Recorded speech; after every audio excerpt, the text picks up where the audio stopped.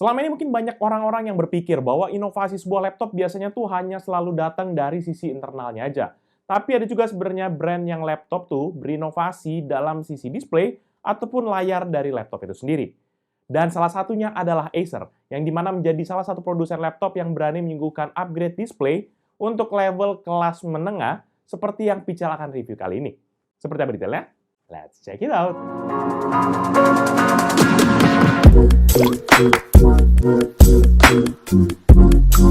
Halo guys, balik lagi bersama Pichel dan kali ini kita akan bahas lagi sebuah laptop dari Acer, yaitu Acer Swift 3 OLED SF314-71.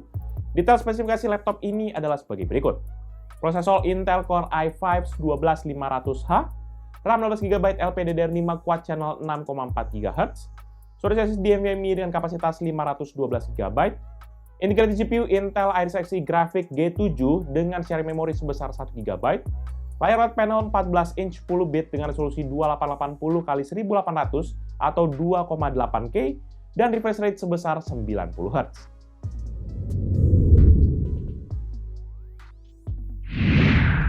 Untuk urusan tampilan, laptop ini tuh terkesan biasa aja. Nggak ada hal unik yang bisa Pichel ulas sebenarnya lebih jauh dari laptop ini.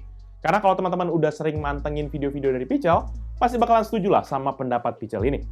Pada bagian depan display cover laptop hanya nanti terdapat sebuah logo Acer kecil di sisi atas berwarna silver dengan glossy finish. Masuk ke area dalam laptop, tampilannya agak bervariasi di sini. Di mana frame hitam pada area layar cukup serasi dengan tombol-tombol keyboardnya yang sama-sama kontras dengan area palm rest-nya. Pada sisi keyboard dan juga palm rest ini nanti kita juga bisa temukan kembali logo Acer kecil berwarna abu-abu di bagian atas keyboard dan sebuah ventilasi exhaust di dekat engsel layar sebelah kanan. Lanjut ke sisi bawah, tampilannya juga tergolong biasa aja. Hanya terdapat 4 buah kaki-kaki karet berwarna abu-abu gelap dan 2 deret grill ventilasi. Sementara di sisi build quality-nya, Acer cukup bermurah hati dengan memberikan case aluminium untuk setiap sisi dari laptop ini. Walaupun begitu, meski terbuat dari baterai logam, tetap aja dia ada flex di sisi luar maupun dalam dari laptop ini. Tapi yang jelas, secara durability ini masih jauh lebih oke dibandingin buat laptop-laptop yang biasa terbuat dari plastik. Secara dimensi pun, laptop ini memiliki akan title ultra thin, yaitu dengan dimensi 31,2 x 21,3 cm, dengan ketebalan 1,7 cm dan berat sekitar 1,4 kg. Ya sebenarnya sih to be honest nggak tipis-tipis amat, karena Pichel juga sudah beberapa kali nge-review laptop dari brand lain yang memiliki dimensi yang mirip-mirip aja dengan laptop ini. Tapi yang jelas dimensi segini tuh bikin laptop tuh jadi mudah untuk dibawa kemana-mana, baik di dalam tas ataupun kita tenteng sekalipun. Dan yang terakhir di sisi desain, yaitu bagian I/O portnya, di mana laptop ini memiliki port di sisi kiri dan kanan dari laptopnya. Dari sisi kiri nanti kita bisa temukan 2 port Thunderbolt 4 yang juga berfungsi sebagai charging port, HDMI port 2.1 dengan HDCP support ataupun High Bandwidth Digital Content Protection, dan sebuah port USB Type-A 3.2 Gen 1 yang dilengkapi dengan fitur Power Off Charging. Sementara di sisi kanan, kita bisa temukan sebuah combo audio port 3,5 mm, USB port Type-A 3.2 Gen 1, sepasang LED indikator untuk baterai dan juga power status, dan juga sebuah Kensington lock. Dari sisi pemilihan portnya sih Pichel rasa sudah oke. Karena port-port yang disematkan di sini tuh sudah tergolong up to date dan juga dengan hadirnya Thunderbolt 4, jelas ini lebih future proof. Tapi dari segi kuantitas, jelas ini agak berasa kurang banget. Apalagi untuk port Thunderbolt 4-nya ini kan juga bisa berfungsi sebagai charging port. Jadi kalau buat kita yang suka nge-charge pakai charging portnya, ya otomatis kepake satu gitu kan.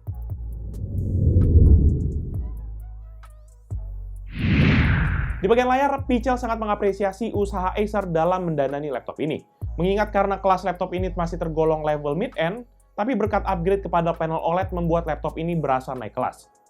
Layarnya sendiri masih mempergunakan coating glossy finish berukuran 14 inci yang memiliki aspek rasio 16:10 dan resolusi 2,8K atau 2880x1800 dengan refresh rate sebesar 90Hz dan juga response time sebesar 0,2 millisecond. Paralelnya sendiri diproduksi oleh Samsung dengan kode SDC 4171 atau ATNA 40YK07-0 yang memiliki color depth 10 bit dengan akurasi 100% DCI-P3, 125% sRGB, dan 96% Adobe RGB. Sementara untuk tingkat kecerahan maksimumnya pun, panel ini mampu menghasilkan hingga 500 nits dengan kontras rasio 1.000/1. Tapi nggak sampai di situ aja, karena layarnya juga sudah mendapatkan sertifikasi mentereng, seperti contohnya iSafe dari Tamfrainland sebagai jaminan lah untuk kesehatan mata kita saat menggunakan laptop ini, Dan yang jelas, VESA Display HDR True Black 500 untuk membuktikan kualitas dan juga ketajaman produksi warna dari layarnya ini. Lebih lanjut, nanti layarnya juga memiliki bezel fisik yang tergolong tipis dan tanpa adanya black bar tambahan di sekeliling dari tepiannya. Bezelnya ini masing-masing berukuran 0,5 cm di sisi kiri dan kanan, 0,9 cm di sisi atas yang juga menjadi tempat untuk webcam, dan 1 cm di sisi bawah yang menjadikan screen to body ratio-nya menjadi hingga 92%. Nanti layar beserta dengan bezelnya ini akan ditopang oleh 2 buah engsel yang berada di sisi kiri dan kanan, yang support bukan layar hingga 140 derajat.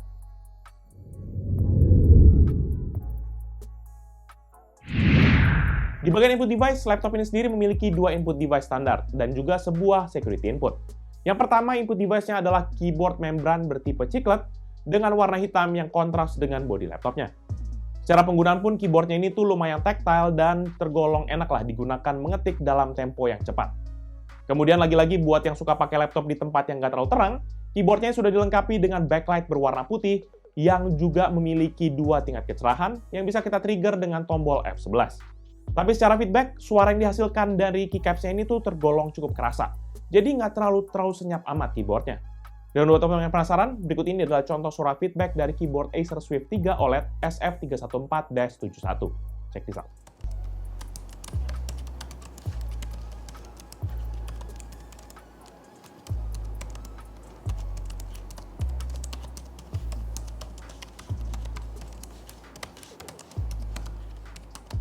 Untuk input device kedua yaitu touchpad, di mana memiliki ukuran yang nggak terlalu besar, yaitu 10,5 x 6,5 cm yang posisinya agak menjorok ke arah kanan. Touchpad ini memiliki permukaan dari bahan kaca sehingga feel smooth dan juga licin banget.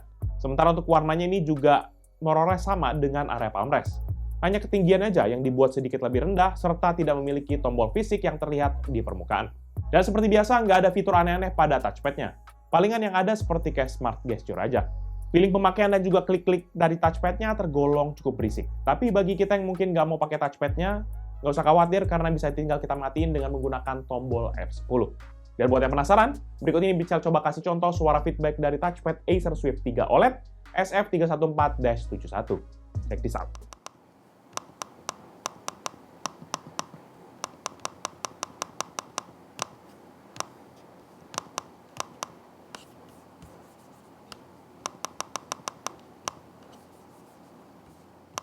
Sementara yang terakhir yaitu security input, di mana laptop ini memiliki sebuah fingerprint reader yang menyatu dengan tombol power yang ada di sisi sebelah kanan dari laptop ini.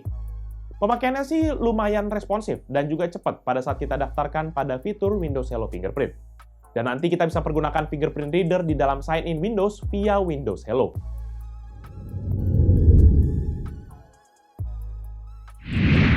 Di sisi performa, laptop ini sendiri merupakan salah satu laptop Acer yang sudah tersertifikasi Intel Evo. Sehingga bisa dipastikan laptop ini memiliki desain yang compact dan dilengkapi dengan prosesor teranyar dari Intel, yaitu Intel Core i5-12500H yang memiliki arsitektur Intel 7, serta TDP sebesar 45 Watt. Prosesor ini sendiri juga sudah menggunakan 2 jenis inti, yaitu Performance Core dengan setting 4 inti fisik dan 4 inti virtual, dan Efficient Core dengan setting 8 inti fisik dan tanpa inti virtual. Jadi total keseluruhan inti pada prosesor ini adalah 16 inti. Prosesornya juga memiliki base frekuensi 3,1 GHz dengan boost maksimum sebesar 4,5 GHz. Kemudian untuk software, laptop ini sendiri menggunakan akan Windows 11 dengan build number 22621.819, di mana ini merupakan seri terakhir Windows 11 pada saat video ini Pichal buat. Lebih lanjut, untuk menguji performa laptop ini, kita akan menjalankan beberapa benchmark untuk menguji sejauh mana kemampuan laptop ini. Dan karena fitur Intel Evo yang ada pada laptop ini sudah ada, sehingga memastikan laptop ini memiliki 3 tingkatan performance, yaitu Silent, Balance, dan juga Performance Mode, yang bisa kita ubah dengan kombinasi tombol Fn dan juga F. Sehingga untuk pengetesan lebih lanjut, Pichal akan gunakan Performance Mode dan juga tetap kita colokkan kepada arus listrik. Dan untuk pengetesan pertama, kita menggunakan akan aplikasi Cinebench, yaitu Cinebench R23. Dan dalam satu kali pengujian, ini menghasilkan skor 9.949 poin untuk CPU multicore dan 1.703 poin untuk CPU single core. Sehingga menghasilkan MP rasio sebesar 5,84 kali. Sementara Cinebench R20 dan dalam 3 kali pengujian, laptop ini skor rata-rata 4.649 poin. Berikut ini perbandingan dengan laptop dan PC yang Pichal pernah review.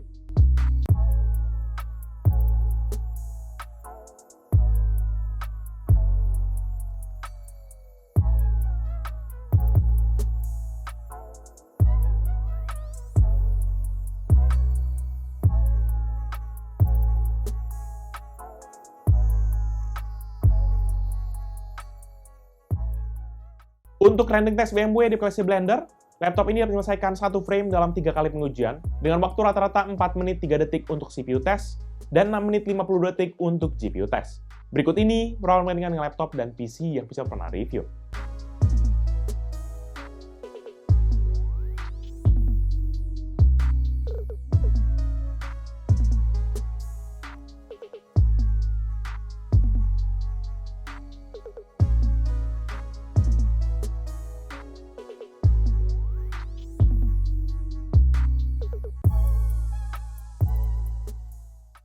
Untuk PC Mark 10 sebagai gambaran overall performa dari laptop ini, skor yang didapat adalah 10.867 untuk esensial, 7.292 untuk productivity, dan 6.058 untuk digital content creation.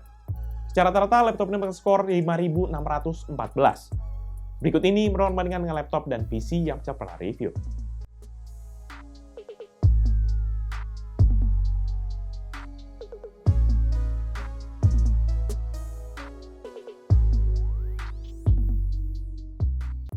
Di sektor grafis, laptop ini sendiri memiliki konfigurasi single GPU, yaitu menggunakan Intel Iris Xe Graphics yang memiliki 640 computation unit dan terdiri dari 80 unified pipeline.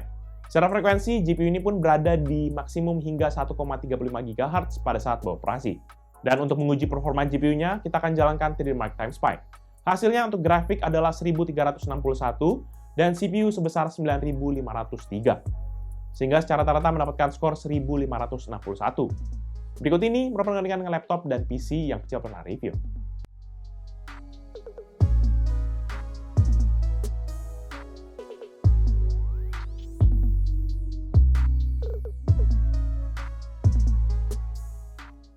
Selanjutnya kita akan tes beberapa game seperti biasa. Dan walaupun sudah mengandalkan akan Intel Evo Performance Mode dan juga GPU Intel Iris Xe Graphics, namun ini belum bisa menjalankan game-game dengan playable frame rate lah di resolusi natifnya.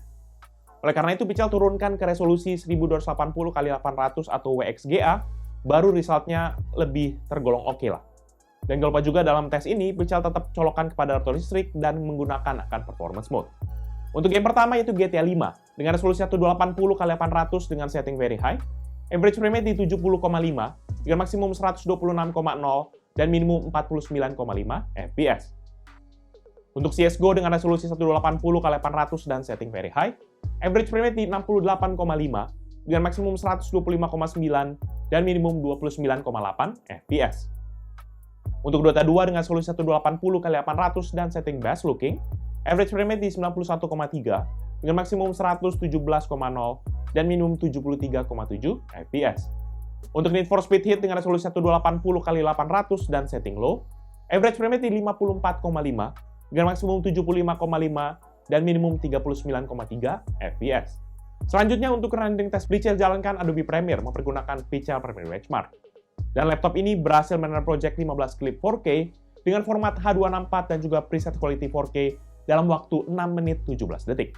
Berikut ini perbandingan dengan laptop dan PC yang bisa pernah review.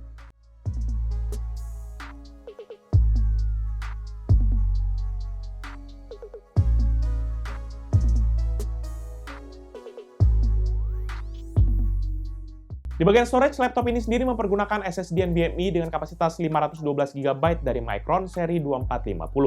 Storage ini sendiri juga sudah mempergunakan akan interface PCIe 4.0. Dan untuk pengujian kecepatan storage-nya, seperti biasa, Pichel menggunakan Crystal Disk Mark, dan hasilnya, untuk sequential 1 MB dengan 8 tas 1 thread, sebesar 3,72 GB per second untuk membaca data, dan 3,39 GB per second untuk menulis data.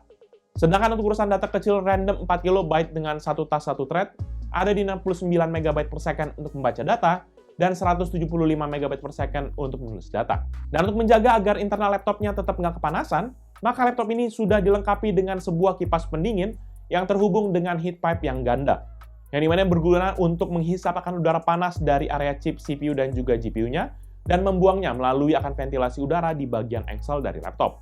Dan untuk menguji kemampuan coolingnya, kita tes laptop ini dalam ruangan ber-AC dengan suhu ruangan sekitar 22 hingga 24 derajat Celcius.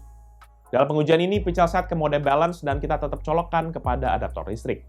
Dalam keadaan idle, maka laptop ini berada di range CPU usage 0,4%, temperatur 44,6 derajat, dan juga daya 4 watt, serta frekuensi yang berada di 1,5 GHz yang beberapa kali melonjak hingga ke 3,6 GHz. Anomalinya sebenarnya cukup sering sih, sepertinya ini karena ada background apps yang sedang jalan ataupun mungkin ada aktivitas. Kemudian lebih lanjut saat kita stress test dengan Adreno 4, maka frekuensi prosesornya langsung naik ke 3,3 GHz, temperatur 92 derajat Celcius, dan daya 73,3 Watt. Peak ini nanti hanya bertahan selama 1 menit saja dan dayanya langsung turun di level 32 Watt. Dan serta frekuensi 2,4 GHz dan suhu di 83 derajat Celcius. Sesudah itu kita akhiri pengetesan dengan total durasi pengetesan 35 menit dan 31 detik. Sementara untuk suhu bodi laptopnya sendiri dalam kondisi testing Matter Modern Office di mode balance sebagai simulasi pemakaian harian, maka setelah sekitar 30 menit suhu panasnya ini tuh terfokus pada exhaust di area yang selayar di sebelah kanan. Di titik ini rata-rata panasnya di 34,3 dengan maksimum 39,8 dan minimum 28,7 derajat Celcius. Sementara di skenario kedua saat stress test, maka fokus titik panas bagian laptop itu masih berada di area yang sama di Modern Office, hanya sedikit merambat aja sampai ke area tengah dari keyboard. Di mana pada bagian ini panasnya berada di rata-rata 44,9 derajat, dengan maksimum 54,1 dan minimum 28,5 derajat Celcius. To be honest, ini panasnya kerasa banget sampai ke permukaan laptopnya. Sehingga Pichel kayak iseng-iseng ngetes gitu ya pada saat keadaan laptop sedang high load gini, dan jelas rasanya nggak nyaman banget. Karena area palm rest-nya ini terbuat dari logam, di mana ikut menyerap panas dari internal laptopnya. Dan panasnya juga sangat-sangat terasa banget di ujung jari kita pada saat kita sedang mengetik.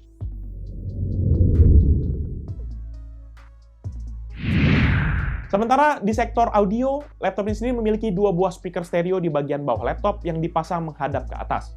Dan walaupun sudah mendapat tuning dari DTS, tapi jelas produksi suaranya ini masih agak kurang sreg menurut Pichel.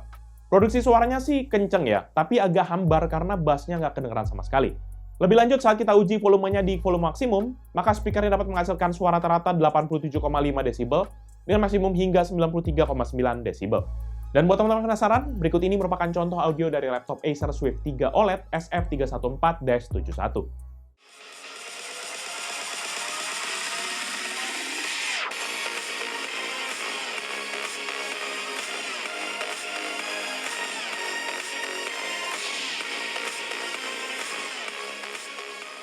Selanjutnya di bagian webcam, laptop ini sendiri memiliki sebuah webcam 2,1 megapiksel yang dapat merekam video Full HD 1080p 30 fps atau foto sebesar 1920x1080 pixel. Pada saat pengoperasian akan ada indikator berwarna hijau di samping kiri dari webcamnya. Secara kualitas sih sebenarnya cukup tajam, tapi agak oversaturated banget menurut Pichel. Dan daripada penasaran, berikut ini deh merupakan contoh hasil video dari webcam Acer Swift 3 OLED SF314-71. Ini dia hasil tangkapan gambar dari webcam laptop Acer Swift 3 OLED SF314-71. Ya, ini setup kameranya 2,1 megapiksel atau juga dia bisa merekam video Full HD 1080p 30 fps ya teman-teman. Kemudian untuk urusan konektivitas, laptop ini sendiri sudah dilengkapi dengan Intel Killer Wi-Fi 6E AX1675 yang sudah support Wi-Fi 6E 802.11ax dan Bluetooth versi 5.3. Wi-Fi chipnya juga sudah support akan triple frekuensi yaitu 2,4, 5, dan juga 6 GHz.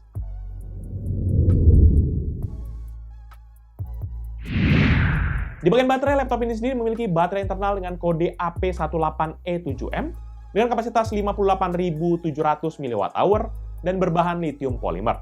Dalam pengujian baterai mempergunakan PC Mark 10 dengan skenario Modern Office, maka laptop ini dapat bertahan selama 7 jam 44 menit dari 100 hingga 6% baterainya. Dari baterai tes ini sudah membuktikan sebenarnya teman-teman, bahwa laptop ini memang benar-benar bisa kita pakai buat laptop kantor. Apalagi kalau sampai lewat 7 jam, ini cocok banget sebenarnya buat kita yang mungkin kerja dari pagi sampai sore, nggak berhubungan sama colokan listrik gitu. Dan pada saat kita menggunakan mode gaming plus full brightness, maka laptop ini dapat bertahan hanya selama 1 jam 27 menit dari 100 hingga 6% baterainya. Nanti untuk pengisian dayanya sendiri bisa mempergunakan charger bawaan yang memiliki output daya 20 volt 5 ampere dengan total daya 100 watt. Dan nanti untuk pengisian dayanya dari 5% hingga 100% membutuhkan waktu sekitar 1 jam 30 menit dalam kondisi laptop hidup dan sedang tidak digunakan.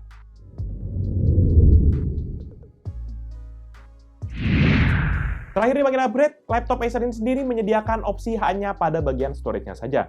Pada bagian memori, sayangnya kita harus puas dengan kapasitas 16 GB LPDDR5 yang diberikan Acer untuk laptop ini.